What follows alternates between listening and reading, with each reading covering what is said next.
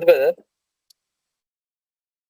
Voice లో వస్తుంది మన జాన్ బ్రదర్ది. ఓకే సౌండ్ పెట్టిన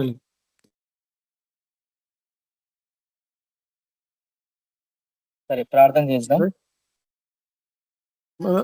బ్రదర్ ఆగండి ఒక్క నిమిషం. ప్రార్థిస్తాం. ఒక్క నిమిషం. అందరికీ ప్రైజ్ లార్డ్. టీమ్స్ గ్రూప్ లో జాయిన్ అయిన మీ అందరికీ వందనాలు. అట్లాగే దేవునికి వందనాలు చెప్పుకుంటున్నాం, ఎందుకంటే దేవుడు యొక్క అవకాశం ఇచ్చినందుకు. కాబట్టి మనం స్టార్ట్ చేసుకుందాం. మన మధ్యలో రవి బ్రదర్ స్టార్టింగ్ ప్రార్థన చేస్తారు. చేయండి brother. Okay brother. Praise Lord brothers sisters అందరికీ ప్రార్థిస్తుంది. పరిశుద్ధులకు తండ్రి, కృపామయుడ, జీవం గల దేవ, యేసు ప్రభా, నీకు ఎంతో వందాలనైనా. నిన్న నేడు నిరంతరం ఏకరీతిగా గొప్ప తండ్రి, మహాపరిశుద్ధులైన దేవానికి స్తుతులు స్తోత్రాలు అర్పించుకుంటున్నాయినా. నా దేవ, నా ప్రభా, ఈ గడిచిన కాలం అంతనైనా మమ్మల్ని అందరినీ సురక్షితంగా కాపాడి మీ కృపలో మమ్మల్ని భద్రపరుచుకున్నారనైనా. మమ్మల్ని సజీవులకు నిలబెట్టుకున్నారు ప్రభా. దివారాత్రులు మమ్మల్ని కాచి కాపాడినైనా. ఒక నూతన దినం మాకు అనుగ్రహించడం నీకు ఎంతో వందాలు ప్రభా. కృతజ్ఞతలు అర్పించుకుంటున్నాం దేవా. సమస్త ఘనత, మహిమా, ప్రభావంలో నీకే చెల్లించుకుంటున్నాం. నా దేవా, నా ప్రభా, కలువరిశిలోనైనా మా పాపంలోని, శాపంలోని, రోగంలోని అన్నింటినీ ప్రభావ మీరు భరించి మాకు బదులుగా మీరు మరణించి మమ్మల్ని రక్షించుకున్నారు తండ్రి. నీకు ఎంతో వందాలనైనా. గొప్ప దేవ, దాస్యం నుండి మమ్మల్ని దత్తపుత్రులుగా స్వీకరించి మీకు సొంత కుమారుగా మమ్మల్ని తయారు చేసుకున్నారు. నీకెంతో వందాలు ప్రభావ, కృతజ్ఞతలనైనా. మీకు పరిశుధాత్మ అభిషేకం మాకు అనుగ్రహించినారైనా, కృపావరాలు మాకు అనుగ్రహించిన ప్రభావ, ఆత్మ ఫలాలు మాకు అనుగ్రహించినారు. అన్నిటిని బట్టి నీకు ఎంతో వందనాలు అర్పించుకుంటాం, కృతజ్ఞతాస్తుతులు చెల్లించుకుంటున్నాం. సమస్త ఘనత, మహిమ, ప్రభావం నీకే అర్పించుకుంటున్నాయినా. నీ మహిమ కొరకు నీ వాటిని వాడుకోవాలా ప్రభావ. నీ నామాన్ని మహిమపరచాలా, నీ నామాన్ని ఘనపరచాలా. అనేక స్థలాల్లో ప్రభావ నీ నామాన్ని మేము ప్రసిద్ధి చేయాల ప్రభావ. అందుకొరకే మీరు మమ్మల్ని ఏర్పరచుకున్నారు నైనా. కాబట్టి నైనా మా ఇంకో మా ఏర్పాటు మేము నిత్యం చేస్తూ మరి బహు జాగ్రత్త పడి జీవించాలా. మరి విశేషంగానైనా మేము ఉంటుంది బహు భయంకరమైన కాలంనైనా. ఈ చివరి దినాల్లో ప్రభావ, అంత్య దినాలు మేము ఉంటున్నాం ప్రభావ. నాకు సంబంధించిన ప్రతి సూచనలు, ప్రతి ప్రవచనాలు నెరవేరుతున్నాయి ప్రభావ. కాబట్టి నేను ఈ చివరి దినాల్లో మా పిలుపు, మా ఏర్పాటు నిత్యం చేసుకోవాలా, జాగ్రత్త జీవించాలా, పరిశుద్ధంగా జీవించాలా. ఇంకా నీతి సత్యంగా ధైర్యంగా అనేక చోట్ల అనేక ప్రాంతాలకు వెళ్ళి ప్రకటించాలా ప్రభావ. నశించిపోతున్న ఆత్మల కొరకు మనైనా కన్నీరు విడిచి మేము ప్రార్థించాలా. అలాంటి ప్రార్థన జీవితం మాకు అందరికీ అనుగురించి మనం ప్రార్థిష్టమైన గొప్ప దేవాల తండ్రి, మీకు ఆత్మచేతమే నడిపింపబడాల ప్రభావ. అనేది మా ఆదిమ సంఘం అపోస్తులు ప్రభావ ఎట్లా నడిపించబడ్డారు అయినా ఆ రీతిగా చివరి దినాలలో ప్రభావ, అంత్య దినాలు మమ్మల్ని ఆ రీతి నడిపించండి. ప్రతి ఒక్క భేదరిని సందర్భంలో ప్రతి ఒక్కరు నూతనంగా మీకు పరిశుద్ధాత్మ చేత మీరు అభిషేకించండి, కృపావరాలను గురించండి. ప్రతి చోట ప్రభావ మీ నీతి సత్యాన్ని ధైర్యంగా పాటించే బలమైన సాధనంగా ప్రతి ఒక్కరు మీరు అభిషేకించి వాడుకోమని ప్రార్థిస్తున్నాం. నా దేవా, నా తండ్రి, నీకు ఎంతో వందాలైనా. రాబోయే దినాలు ఎంతో భయంకరంగా ఉంది ప్రభావ. కాబట్టి నైనా ప్రతి క్షణం మేము ప్రార్థనలో మెలుపగలిగి విశ్వాసాలను స్థిరపడి ముందుకెళ్ళి అనేకులను ప్రభావ శిష్యులు తయారు చేయాలా. సర్వలోకానికి వెళ్ళి సర్వ సృష్టికి సువార్త ప్రకటించాలా. అలాంటి సేవా పరిచయలు మమ్మల్ని అందరినీ నడిపించమని, ఈ జరుగుతున్న ఆరాధన అంతట్లో మీరు సహాయకులుగా ఉండండి. మీకు పరిశుధాత్మ నడిపింపు దయచేయండి. పాఠం ద్వారా ప్రభావ అయినా నేను మహింపరచులైనా, వాక్యం ద్వారా ప్రభావ నేను స్వరవిని నేను గణపరచులైనా మీ కృప మాకు అందరికీ దయచేయమని యేసుక్రీస్తు పరిశుద్ధ నామమున ప్రార్థించుతున్నాం తండ్రి. ఆమేన్. Thank you brother. Praise Lord. మరొకసారి మీ అందరికీ వందనాలు. మన మధ్యలో అశ్వరాజ్ బ్రదర్ పాట పాడతారు. ప్రైజ్ లార్డ్ అన్న, అందరికీ ప్రైజ్ లార్డ్. Praise lord. దేవుని స్తుతిద్దాము. నేనెందుకని నీ సొత్తుగా యేసయ్యా నీ రక్తముచే కడుగబడినందున, యేసయ్యా నీ రక్తముచే కడుగబడినందున, నీ అనాది ప్రణాళికలో హర్షించెను నా హృదయ సీమా. నీ అనాది ప్రణాళికలో హర్షించెను నా హృదయ సీమా. నేనెందుకని నీ సొత్తుగా మారితిని, యేసయ్యా నీ రక్తముచే కడుగబడినందున, యేసయ్యా నీ రక్తముచే కడుగబడినందున నీ పరిచర్యను తుదముట్టించుటే నా నియమమాయనే. నీ పరిచర్యను తుదముట్టించుటే నా నియమమాయను. నీ సన్నిధిలో నీ పొందుకోరి నీ స్నేహితుడా నైతినే. నీ పరిచర్యను తుదముట్టించుటే నా నియమమాయనే. నీ సన్నిధిలో నీ పొందుకోరి నీ స్నేహితుడా నైతినే. ఆహా నా ధన్యత, ఓహో నా భాగ్యము, ఏమని వివరింతును, ఏమని వివరింతును. ఆహా నా ధన్యత, ఓహో నా భాగ్యము, ఏమని వివరింతును, ఏమని వివరింతును. నేనెందుకని నీ సొత్తుగా మారితిని, యేసయ్యా నీ రక్తముచే కడుగబడినందున. యేసయ్యా నీ రక్తముచే కడుగబడినందున నీ అనాది ప్రణాళికలో హర్షించెను నా హృదయ సీమా. నీ అనాది ప్రణాళికలో హర్షించెను నా హృదయ సీమా. నీ శ్రమలలో పాల్గొందుటయే నా దర్శనమాయనే. నా తను వందు నా శ్రమలు సహించి నీ వారసుడా నైతినే. నీ శ్రమలలో పాలొందుటయే నా దర్శనమాయనే. నా తను వందు నా శ్రమలు సహించి నీ వారసుడా నైతినే. ఆహా నా ధన్యత, ఓహో నా భాగ్యము, ఏమని వివరింతును, ఏమని వివరింతును. ఆహా నా ధన్యత, ఓహో నా భాగ్యము, ఏమని వివరింతును,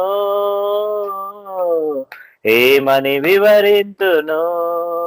నేనెందుకని నీ సొత్తుగా మారితిని, యేసయ్యా నీ రక్తముచే కడుగబడినందున. యేసయ్యా నీ రక్తముచే కడుగబడినందున ప్రణాళికలో హర్షించెను నా హృదయ Seema.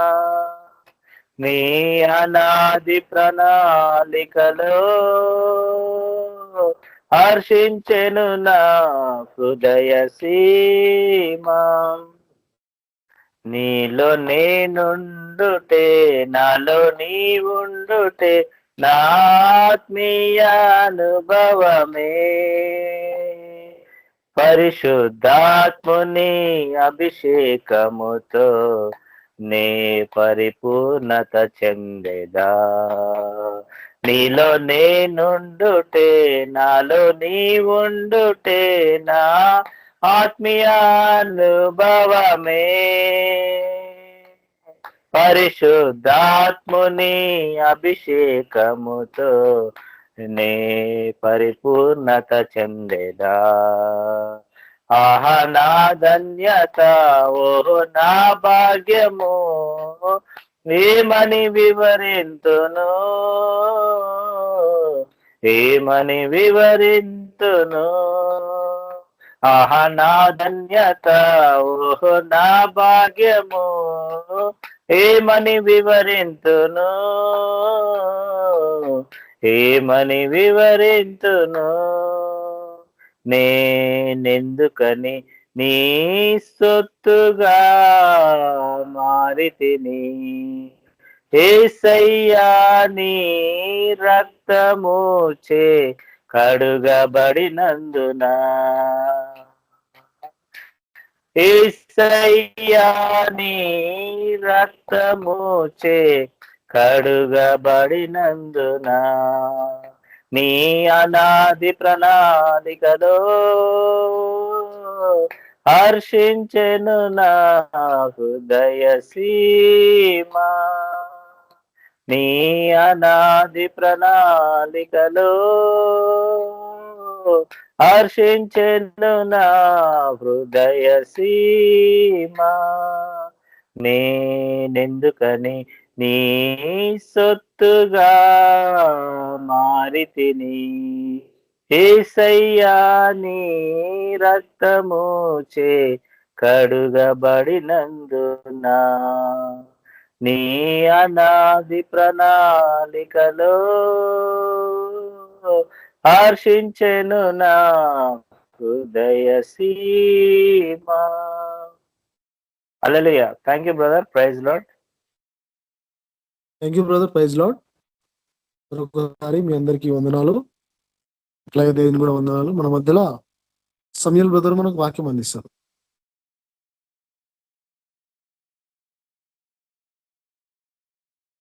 Samuel brother, praise lord.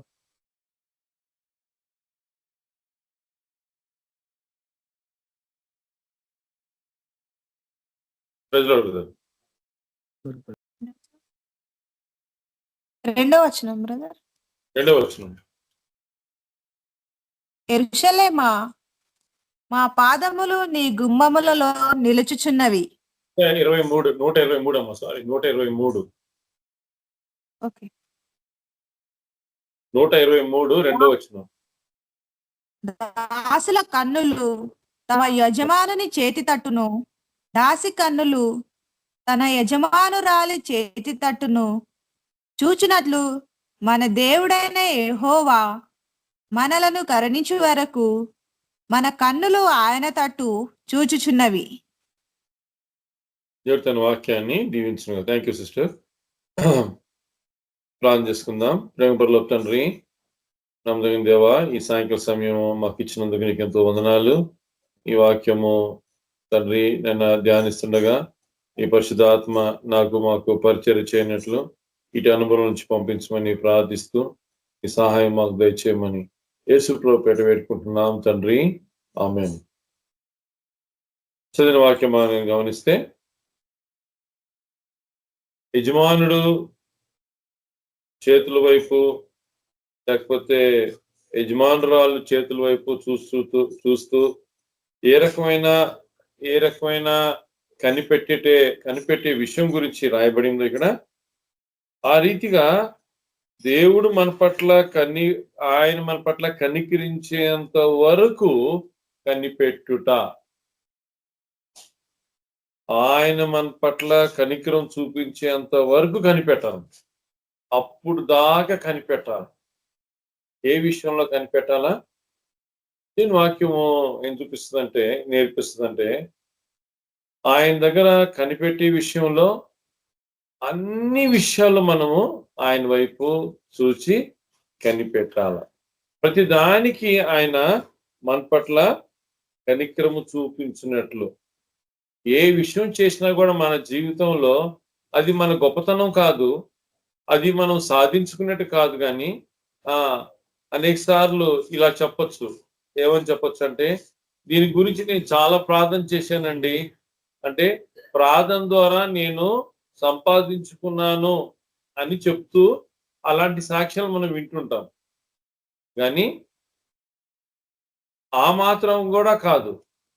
ఈ వాక్యం ఏం చూపిస్తుందంటే, ఒకవేళ నీకు జవాబు ఇస్తే, ఒకవేళ నాకు జవాబు ఇస్తే, ఆ జవాబు ఇవ్వటానికి కారణం ఏంటంటే ఆయన నీ పట్ల నా పట్ల కనికరము చూపించాడు గనుక ఆ జవాబు నువ్వు పొందేవు, ఆ జవాబు నేను పొందాను.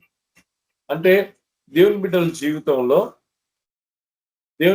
జీవితంలో ప్రతి ఒక్కటి ఆయన కనికరించినట్లే, ఆయన కనిపెట్టినట్టే, ఆయన దగ్గర మనం కనిపెట్టుకొని ఆయన దగ్గర వేచి ఉంటేనే ఆ విషయం, ఆ జవాబు, ఆ విషయంలో ఆ సహాయము మన జీవితంలో పొందేవారుగా ఉంటాం. దేవుని వాక్యం ఇక్కడ మనకి నేర్పించేది అంటే వేచి ఏ రకంగా అయితే ఒక పనివాడు యజమానుడి దగ్గర పనివాడు ఏ రకంగా కాసుకొని ఉంటాడో ఆ విషయం గురించి చూపిస్తుంది. అంటే ఎలాగ కాసుకొని ఉండాలా, ఆ చేతుల వైపు చూస్తారంట. అదే మనం చూస్తాం కదా. ఎక్కడ చూస్తాం ఈ చేతుల వైపు చూడటం అనేది? ఎక్కడ చూస్తామంటే అపోస్తుల కార్యము 3వ అధ్యాయంలో పేతురు యోహానులు వాళ్ళు ఆ దేవాలయం శృంగారము దేవాలయము గవిని ఎదుట వాడు అడుగు తినేవాడి దగ్గర పోయి వాళ్ళు ఏమంటారంటే మా వైపు చూడండి అంటారు. మా వైపు చూడండి అన్నప్పుడు వాడు ఏం చూస్తుంటాడంటే వాళ్ళ చేతుల వైపు చూస్తుంటాడు. వాళ్ళ దగ్గర వాళ్ళు ఏమైనా ఇస్తారేమో అని వాళ్ళ చేతుల వైపు చూస్తుంటాడు. వాళ్ళు జోబులు పెట్టుకుంటారేమో, జోబులు పెట్టుకుంటే ఏ జోబులో పెట్టుకుంటారు, ఏ చేతి ఇస్తారు బయటికి అని చెప్పి ఆ రకంగా. పేతురు ఏమంటాడంటే వెండి బంగారాలు మా దగ్గర లేవు అంటే ఆ చేతుల వైపు చూడుట. ఇక్కడ మనం ఏం చూస్తున్నామంటే ఆయన చేతుల వైపు ఆయన కనికరించినట్లు లోకంలో జరిగే విషయం చెప్తున్నాం. లోకంలో పనివాళ్ళు అలా చూస్తారంట, కానీ మనము ఆయన కనికరం కోసం చూస్తున్నాం. ప్రతి జవాబు పొందే ఏ అవసరత తీర్చినా లేదా ఏ సవాలు ఏ ఛాలెంజెస్ మనం ఎదుర్కొంటున్నా ఆ విషయంలో మనకి ఐ నీడ్, యు నీడ్, నీకు అవసరము, నాకు అవసరం ఆయన కనికరము. ఆయన కనికరించినట్లు, ఆయన కనికరిస్తాడేమో అని కాసుకొని ఉండట చాలా ప్రాముఖ్యమైనది మన జీవితంలో. ఎప్పుడైతే మనం కనిపెట్టమో, ప్రభు దగ్గర వేచి ఉండమో, దేవుని వాక్యము బైబిల్లో అందరి జీవితాల్లో ఆల్మోస్ట్ ప్రతి ఒక్కరి జీవితంలో ఈ కనిపెట్టుట అన్న విషయంలో ఎక్కడో ఒక దగ్గర తప్పిపోయిన వారుగా ఉన్నారు. ఎక్కడో ఒక దగ్గర తప్పిపోయిన వారుగానే ఉన్నారు. దేవుని వాక్యం ఏం చూపిస్తుందంటే అందరూ తప్పిపోయారు. ప్రతి ఒక్కరూ తప్పిపోయేవారుగానే ఉన్నారు. అయితే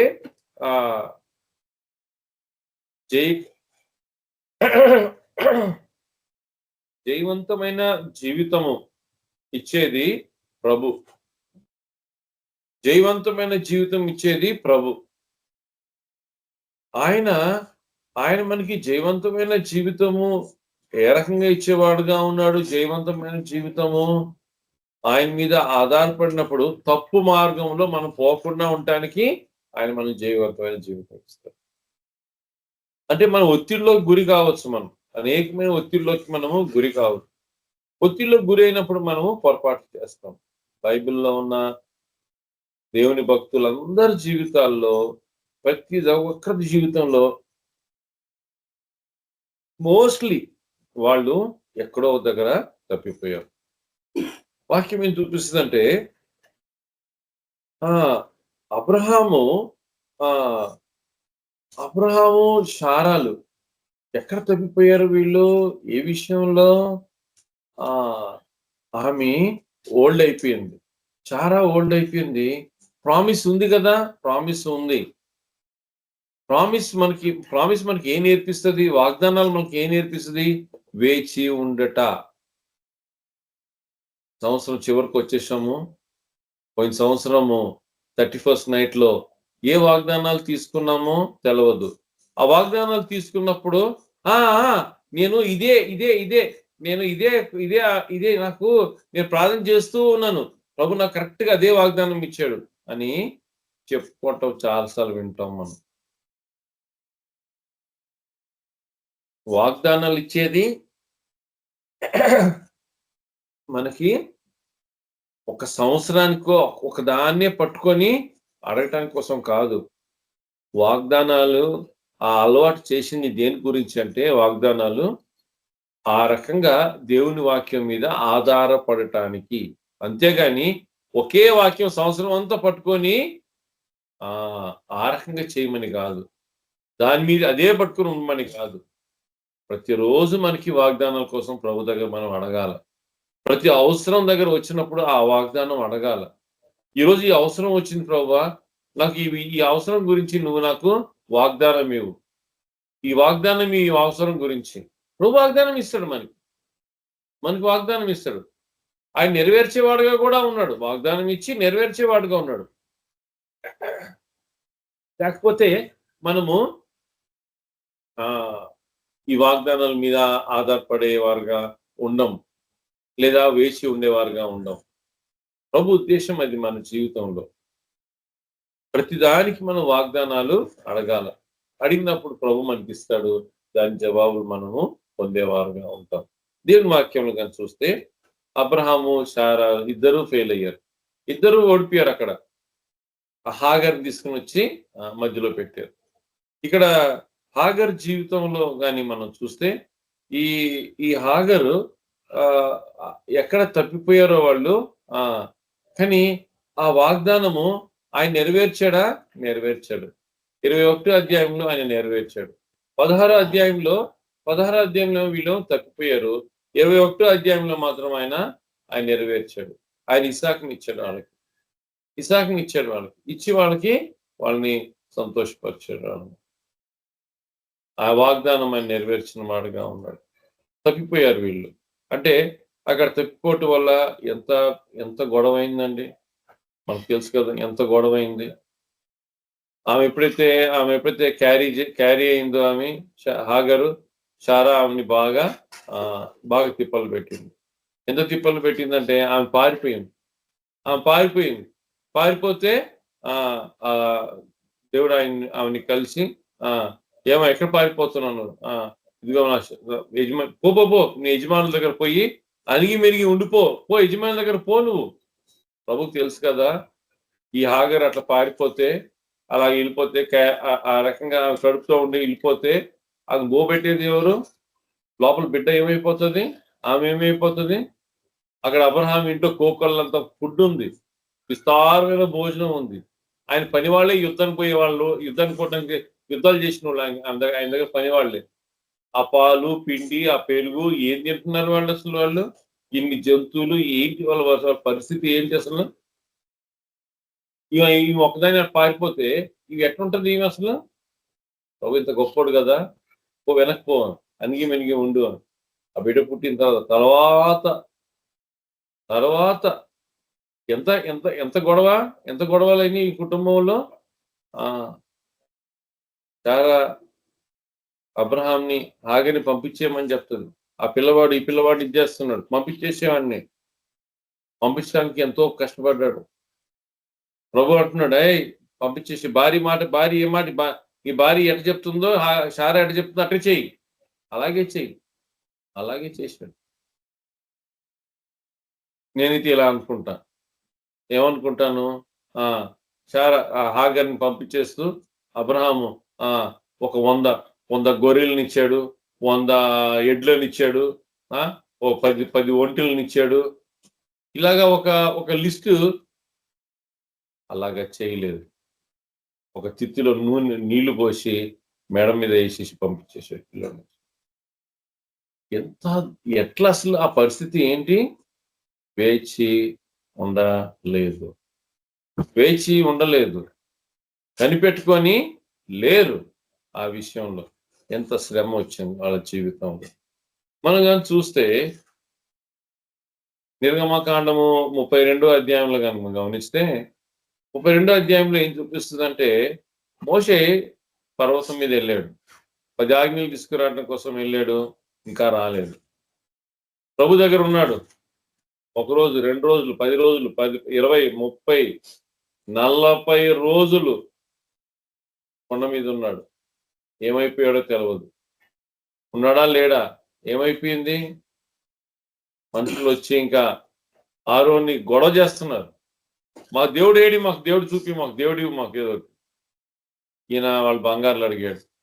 అడిగి ఒక ప్రతిమని, ఒక దీన్ని స్టాచ్యూని తయారు చేశాడు. ఒక దూడను తయారు చేశాడు. బంగారు దూడను తయారు. ఓ ఇజ్రాయిలు, నిన్ను రక్షించిన, అబ్బా ఆ మాట్లాడే బాగా అనిపిస్తుంది. ఐగుప్తులోంచి నిన్ను తప్పించా. అరే ఎంత మాట అయ్యా అసలు. ఎలా అంటావు అసలు ఆ మాట? అసలు ఎలా అంటావు ఆ మాట? అసలు అని ఆయన వింటున్నాడని తెలియదని, ఆయన వింటున్నాడని సంగతి తెలియదా నీకు? నువ్వు అలా మాట్లాడినప్పుడు ఆయన వింటున్నాడని సంగతి తెలియదా? అలా మాట్లాడు. మోషే వచ్చి ఆరోన్ అంటున్నాడు, ఎందుకు నువ్వు అలా చేసావు? నువ్వు ప్రజలు నన్ను ఒత్తిడి తీసుకొచ్చారు. నన్ను నేను వాళ్ళ బంగారు అడిగి ఇట్లా చేశాను, ఇట్లా బంగారంతో కరిగిస్తే ఈ రకంగా బయటకు వచ్చింది. ఎట్లా వస్తుంది? దూడ చేయకుండానే దూడ అట్ట బంగారం మంటలు వేస్తే దూడ బయటకు వస్తుందా? ఏం మాట్లాడుతున్నారయ్యా మీరు? ఎవరు చెప్తున్నారు? ఆయనకే చెప్తున్నారా మీరు? మళ్ళీ ఆశ్చర్యం అనిపిస్తుంది. కనిపెట్టుకొని ఉండలేకపోయాడు ఆరోన్. ప్రజలందరూ కనిపెట్టుకొని ఉండలేకపోయారు. Wait upon the Lord. ప్రభు దగ్గర వేచి ఉండు. వాక్యం ఏం చెప్తుంది? యెషయా గ్రంథము 30:18 వేచి ఉండేవాళ్ళు ధన్యుడు. 30:18 వేచి కనిపెట్టువాడు ధన్యుడు. ఒక ధన్యత ఇస్తున్నాడు అక్కడ. కనిపెట్టు ఉండటం వల్ల ఒక ధన్యత. ఏంటి? ఎందుకయ్యా ధన్యత? ఏమయ్యా ధన్యత? ఏ విషయంలో ధన్యత? సిగ్గుపరచబడవయ్యా, లేకపోతే సిగ్గుపరచబడతావు. ఏం చేసావయ్యా నువ్వు? ఏ నిర్ణయం తీసుకున్నావు నువ్వు? ఫలానా ఏంది ఇట్లా చేసావు, అలా చేసావు, ఇలా చేసావు? మనుషులు ఎగతాళి చేస్తారు, నవ్వులు పాలవుతావు. ఆ స్థితి నుంచి పోనీ. కనిపెట్టుట ధన్యత. మనల్ని ఆ విషయంలో ధన్యత. కనిపెట్టు వల్ల ధన్యుడు అవుతావు. ఏ విషయంలో? సిగ్గుపరచబడవు కాబట్టి. సిగ్గుపరచబడకపోతే ఏమవుతుంది? హెచ్చింపబడతావు, ఘనపరచబడతావు.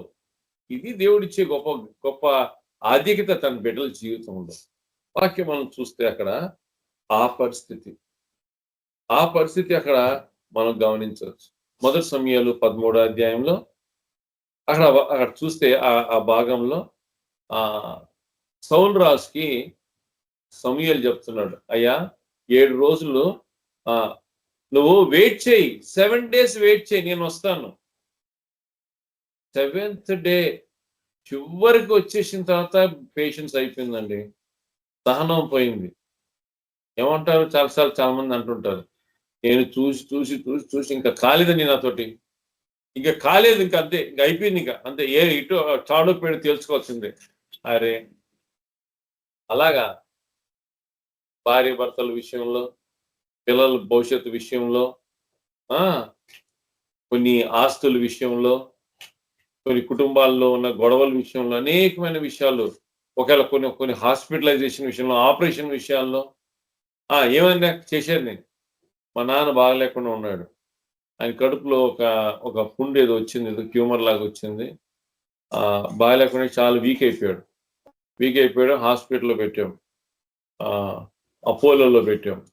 అపోలోలో పెడితే ఆ డాక్టర్ అంటాడు నాతోటి, ఇప్పుడు ఆ ట్యూమర్ తీసేయాల, ఆయన ఏజ్కి, ఆయన శక్తికి అది సరిపోదు, కానీ ఏమైనా పర్వాలేదు కానీ ట్యూమర్ తీసేసేయండి అంటే నేను తీసేస్తా ట్యూమర్ అంటున్నాడు.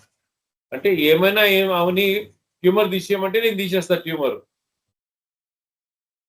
లేకపోతే అట్టే వదిలేయాలి ఆయన్ని. ఆయన అట్టే వదిలేస్తే ఏమవుతుంది?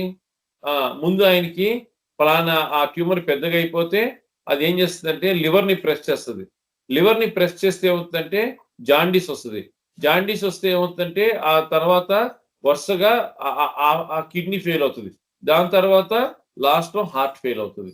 ఇది సీక్వెన్స్ అండి. అలాగే జరిగింది మా నాన్న. అంటే కట్ చేసి తీసేస్తే ఏమో, ఆపరేషన్ చేసి తీస్తే ఏమో ఆపరేషన్ టేబుల్ మీద చచ్చిపోతాడు, వదిలేస్తే అలా చచ్చిపోతాడు.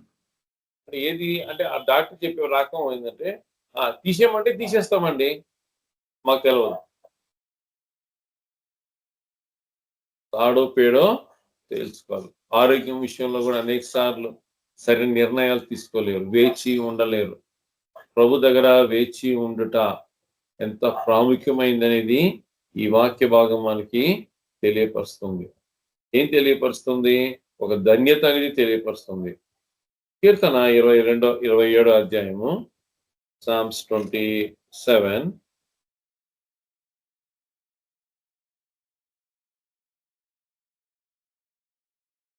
verse 14.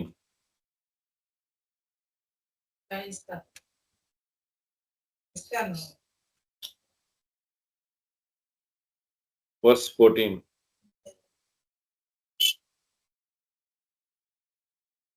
ఇక్కడ ఇది దావీదు కీర్తన. ఈ దావీదు కీర్తనలో దావీదు చెప్తున్నాడు, ఏమంటున్నాడు? Wait on the Lord, be of good courage, and he shall strengthen thine heart.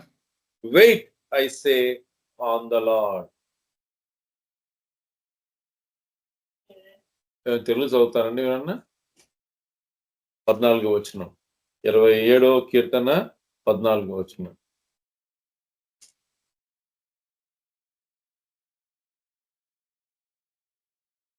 యెహోవా కొరకు కనిపెట్టుకొని ఉండుము, ధైర్యం తెచ్చుకొని నీ హృదయంను నిబ్బరముగా ఉంచుకొనుము. యెహోవా కొరకు కనిపెట్టుకొని ఉండుము. యెహోవా కొరకు కనిపెట్టుకొని ఉండుము. ప్రభు తన బిడ్డల్ని కనిపెట్టుట. దావీదు కీర్తనలో ఈ మాట రాయబడింది. దావీదు ఎలా రాసేవయ్యా ఈ మాట? కొంచెంలో కనిపెట్టుకోలేకపోయానండి నేను, కొంచెంలో సౌలు రాసుతోటి తట్టుకోలేకపోయానండి, ఆయన తరుముతా ఉన్నాడు, ఎంతకీ తట్టుకోలేక పోయి ఆకేష్ రాజు దగ్గర పోయి ఆయుధాలు మోసేవాడుగా తయారయ్యానండి. యుద్ధాలు కూడా చేశాను, ఆయుధాలు మోసేవాడుగా తయారయ్యాను. పిచ్చోడా, అలాగెందుకు చేసావు అని అడిగేవాళ్ళు ఎవరు లేకపోయారు. అలా చేయబాకు అని చెప్పలేదు ఎవరు. కానీ ఆ పతనం వల్ల నేర్చుకునేది ఏంటి? భార్య, పిల్లలు, ఆ అమాలేకులు వచ్చి ఎత్తుకొని పోయారు. 1 సమూయేలు 30 అధ్యాయంలో ఆ జిగ్లాగ్ లో అంతా కాల్చి వేశారు, ఎత్తుకొని వెళ్ళిపోయారు. అయ్యో ఏడుపు, ప్రజలు రాళ్ళతో కొట్టబోయారు దావీదుని. ఎందుకు? వేచి ఉండలేదు. వేచి ఉంటే అవమానం వచ్చేది కాదు, వేచి ఉంటే అవమానం రాదు. దేవుని వాక్యం సెలవిస్తుంది. 25వ కీర్తన కానీ చూస్తే 25వ కీర్తనలో 3 సార్లు ఆ మాట రాయబడింది. ఆయన మీద ఆధారపడేవారు సిగ్గుపరచబడరు. ఆయన మీద ఆధారపడేవాళ్ళు, ఆయన మీద నమ్మకం ఉంచిన వారు సిగ్గుపరచబడరు, ఎప్పటికీ సిగ్గుపరచబడరంట. కనిపెట్టుట, ప్రభు దగ్గర కనిపెట్టుట, ప్రతి విషయంలో కనిపెట్టాలంట. ఈ కనిపెట్టని వారు ప్రతి ఒక్కరి జీవితంలో ఒక పతనం లేకపోలేదు, ఒక ఓటమి లేకపోలేదు. ఒక విషయంలో వాళ్ళు ఓర్పు సహనము వదిలేశారు, వాళ్ళు తప్పిపోయారు. అయ్యో ఓర్పు లేకపోయిందే, తప్పిపోయారు. అక్కడే వాళ్ళు అక్కడే జరిగింది ఆ విషయం, అక్కడే పొరపాటు జరిగింది, సహనం లేకపోయింది. యాకోబు 5వ అధ్యాయంలో 7వ వచనం నుంచి కానీ చూస్తే, యాకోబు, జేమ్స్ చాప్టర్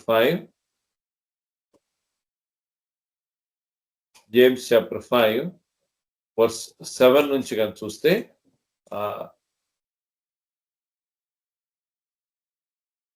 సహోదరులారా, ప్రభు రాకడ వరకు ఓపిక కలిగి ఉండు. ప్రభు రాకడ వరకు ఓపిక కలిగి ఉండుడి. చూడుడి, వ్యవసాయకుడు తొలకరి వర్షమును కడవడి వర్షమును సమకూడు వరకు విలువైన భూఫలము నిమిత్తము భూఫలము నిమిత్తము ఓపికతో కాచుకొని ఓపికతో కాసుకొని దాని కొరకు కనిపెట్టును కదా. కనిపెట్టును కదా. ప్రభు రాక సమీపించినది గనుక మీరును ఓపిక కలిగి ఉండు. మీరు కూడా ఓపిక కలిగి ఉండుడి. మీ హృదయములను స్థిరపరచుడి. యోబు ఓర్పుని గుర్తు చేసుకున్నారా అంటాడు. ఏమంటాడు? ఓర్పు ఎవరికిది? యోబుది. యోబుకి ఎంత ఓర్పు ఉంది? దక్షిణ వచనాలు ఉంటుంది. యోబుకి ఎంత ఓర్పు ఉందయా? దేవుని బిడ్డల జీవితంలో ఈ రకమైన వేచి ఉండుట అన్న విషయంలో దేవుడు తన బిడ్డల్ని ఏ రకంగా ఫలము ఈరోజు కుటుంబాల్లో ఎక్కడ కూడా ఏం లేదు, పేషెన్స్ లేదండి, ఓర్పు లేదు. కానీ ప్రభు మనకి ఓర్పు ఇవ్వాలి. ఎప్పుడు ఓర్పు వస్తుంది? వాగ్దానాల మీద ఆధారపడి విశ్వసిస్తే అప్పుడు నిరీక్షిస్తావు. నిరీక్షణ వమ్ము చేయదు, అవమానపరచదు, వమ్ము చేయదు. రోమారాసిన పత్రిక 5వ అధ్యాయంలో ఆ మాట చూస్తాము. నిరీక్షణ వమ్ము చేయదు. ఆ నిరీక్షణే మన జీవితంలో కావాలి. ఆ ఓర్పే మన జీవితంలో కావాలి. ఎప్పుడైతే అది ఉంటుందో మన జీవితంలో మనం తప్పిపోం, మనం అవమానపరచబడం. వేచి ఉండండి. దావీదు అంటున్నాడు, అయ్యా వేచి ఉండండి అయ్యా, ఆయన దగ్గర వేచి ఉండండి. ప్రభు మన పట్ల దయ చూపించినట్లుగా ఆయన రాకడ కొరకే వేచి ఉండాలా? ఆయన రాకడ కొరకే వేచి ఉండటం అంటే ఏంటి? ఆయన రాకడ కొరకే సిద్ధపరచబడటం, ఒట్టి సిద్ధపడటం అంటే ఏదో ప్రార్థన చేసుకుంటున్నాము, సువార్త ప్రకటిస్తున్నాము, పాటలు పాడుతున్నాము కాదు. అంత మాత్రం కాదు. అంతటితోటి ఆయన రాకడికి సిద్ధపాటు అనేది కాదు. అక్కడ ఆయన రాకడ కొరకే సిద్ధపాటు అనేది ఎట్లుంటదంటే, మన ప్రణాళికలు, మనం ఆలోచించే ప్రణాళికలు ఉంటాయి చూసారా? ఆ విషయం ధనవంతుడి గురించి ఏం చెప్తుంది వాక్యము? ధనవంతుడు కొట్లు కట్టి వాడిని ఎరగొట్టేసి ఇంకా పెద్ద కొట్టి, నా ప్రాణమా తినుము త్రాగుము సంతోషించుము, చాలా సంవత్సరాల వరకు నీకు అంటే planning for the future. Long planning చేస్తారండి చాలా మంది, పెద్ద ప్లానింగ్ చేస్తారు. ఎక్కడయ్యా ప్లానింగ్? ప్రభు ఆయన రాకడ సమీపంగా ఉన్న రాకడ కొరకే సిద్ధపాటులో అంత ప్లానింగ్ అవసరం లేదండి అన్న మాట ఉండాలి మన జీవితం. అంత ప్లానింగ్ అవసరం లేదు, అంత ఆలోచన అవసరం లేదు. ప్రభు చూసుకుంటాడు. ఈ రోజుకి ఏ రోజు కీడో ఆ రోజుకి చాలు, అదే వాక్యం చెప్తుంది. దేవుడు మనకి ఆ రకంగా వేచి ఉండి, ఆయన వాగ్దానాల మీద వేచి ఉండి, ఈ 31st వస్తుంది, డిసెంబర్ 31, ఓ నూతన వాగ్దానం ఈ ప్రభు మా జీవితంలో ప్రతిరోజు ఇవ్వు, ప్రతి వారం ఇవ్వు, ప్రతి సమస్యకి మాకు ప్రతి సవాల్ మా జీవితంలో ఎదుర్కొంటున్న సవాల్కి మాకు వాగ్దానం ఇవ్వు. నీ దగ్గర వేచి ఉండటం నేర్పించు. ఎప్పుడైతే మనం వేచి ఉంటామో మనం సిగ్గుపరచబడం, ఎప్పటికీ సిగ్గుపరచబడం. దేవుని బిడ్డల జీవితంలో అది సత్యం. అది సేవకుల జీవితంలో సత్యం, నా జీవితంలో సత్యం. అది నేను ఎక్కడ నేను కనిపెట్టలేదు. నేను అక్కడ నా జీవితంలో నేను పతనం చూశాను. నేను మామూలు పతనం చూడలేదు, నేను చాలా పెద్ద పతనం చూశాను నా జీవితంలో నేను. కానీ ఎక్కడైతే నేను కనిపెట్టానో అక్కడ అద్భుత కార్యాలు చూశాను నేను. అద్భుత కార్యాలే కాదు, చాలా సంతోషం అనుభవించాను నేను. చాలా ఆనందం అనుభవించాను నేను. అంత గొప్ప విషయం. ప్రభు ఈ స్థితి నీకు నాకు, ఆ అవమానం నుంచి తప్పించి మంచి స్థితి నీకు నాకు ఇచ్చిన కాక దేవుడికి వందనాలు, మీ అందరికి వందనాలు. దేవుడు తన వాక్యాన్ని దీవించమని ప్రార్థన చేసుకున్నాం. పరలోక తండ్రి, నేను వేచి ఉండలేకపోయాను అనేక సార్లు నా జీవితంలో. దేవుని వాక్యంలో, నీ వాక్యంలో నీ సేవకులు, నీ అనేక మంది తండ్రి నేను వేచి ఉండలేకపోవటం వల్ల, నీ మీద కనిపెట్టుకోకపోవటం వల్ల ఎంతో వాళ్ళ జీవితాల్లో నష్టపోయారు, ఎంతో నష్టం పొందారు. వేరే వాళ్ళ జీవితంలో కూడా నష్టం అయ్యేటట్టుగా చేశారు. అయ్యా తండ్రి, ఆ స్థితి నుంచి నన్ను మమ్మల్ని తప్పించమని, నీ మీద వేచి ఉండటానికి, నీ సన్నిధిలో వేచి ఉండటానికి అయ్యా నీ సన్నిధిలో కనిపెట్టకు మాకు నేర్పించమని, ఈ వాగ్దానాలు మా జీవితం నెరవేర్చి మహిమ పొందమని, అటువలే ప్రభా తండ్రి ఆయన ప్రభా ఆయన అన్యుల ముందు ఈ లోకంలో ప్రభా ఒక మాదిరి జీవితం నేను జీవించినట్లుగా కృప ఇచ్చామని యేసు ప్రభు పేట వేడుకుంటున్నాం తండ్రి. ఆమేన్. వాక్యాన్ని దీవించగాక. ఆమేన్. Thank you brother. ఆమేన్. Thank you brother. Praise Lord. Blessing ఇచ్చేయండి బ్రదర్ అట్లే. తండ్రి ప్రేమ, యేసుక్రీస్తు కృప, పరిశుద్ధాత్మ అన్యుల సహవాసం ఇప్పుడు ఎల్లప్పుడు మనందరికి తోడి నడిపించను గాక. ఆమేన్. ఆమేన్. Praise Lord. బ్రదర్స్ సిస్టర్స్ అందరూ praise Lord. Praise Lord brother అందరూ sister brothers. Praise Lord. Praise Lord అందరికీ ప్రైజ్ లార్డ్.